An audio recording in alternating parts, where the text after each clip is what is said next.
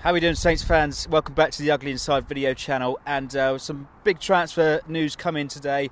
Caulker has left the Saints. His loan deal has been terminated. He's gone straight back to QPR, where he's been sent on loan to Liverpool to help their defensive crisis. Now, Nick, what do we think of that situation? Well, the first big surprise is and the shock for Liverpool fans is they haven't come direct to us. They've had to go through QPR. I mean, normally they like to do their shopping directly at us. You know, Brendan Rodgers used to like to pop up to Staplewood, sit in a tree and sign Dejan Lovren the next day.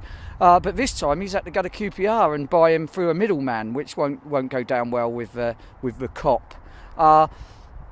Personally, I think Caulker's had a bit of a raw deal here. I mean, he's not the worst player that has ever played for Saints. I mean, he hasn't had that many games. I mean, to be fair, people were saying, oh, he was this, he was that.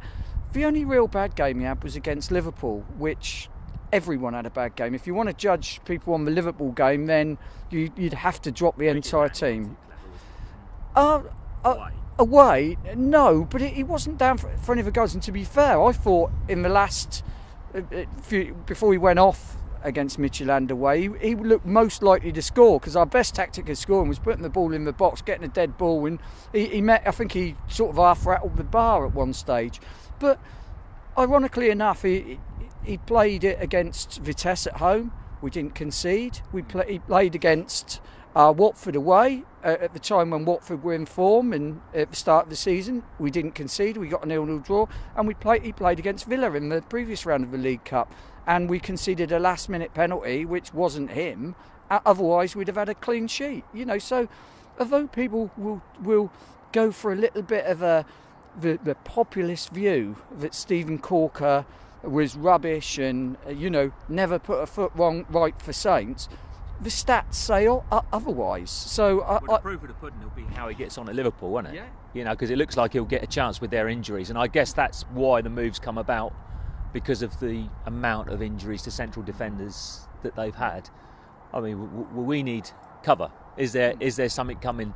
You'd have to think there's perhaps maybe another loan signing or a permanent signing coming in for Saints. If you were Koeman, who would you be looking at to replace Caulker with? I mean, I think for me the obvious replacement is Gardos. He's been out for a long while, and it is near the end of his injury.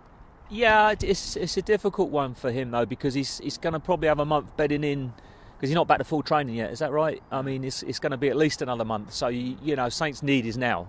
So you'd have to think they've got something lined up, and you don't know with Ronald. It could be anything on the continent, couldn't it? Because he's got a lot of continental links. Yeah. I think we need strength. I mean, the problem has been over a few months is at key times in the box we haven't put our foot through the ball.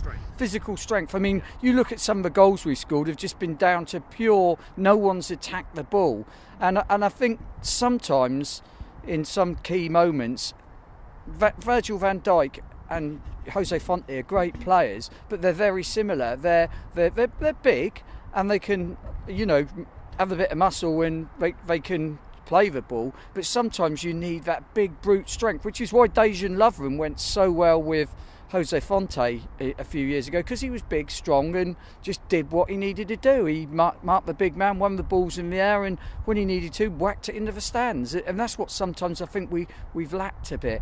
I mean, Gardos hasn't played for a year. I mean, Gardos' last appearance was at West Brom last February, and he never. It's a shame, because he was starting to look the part, wasn't he? Yeah, but he was starting to look the part. He never but played. Clive, he was taken off at West Brom after about 25 minutes when Koeman sort of got the formation wrong, and we went.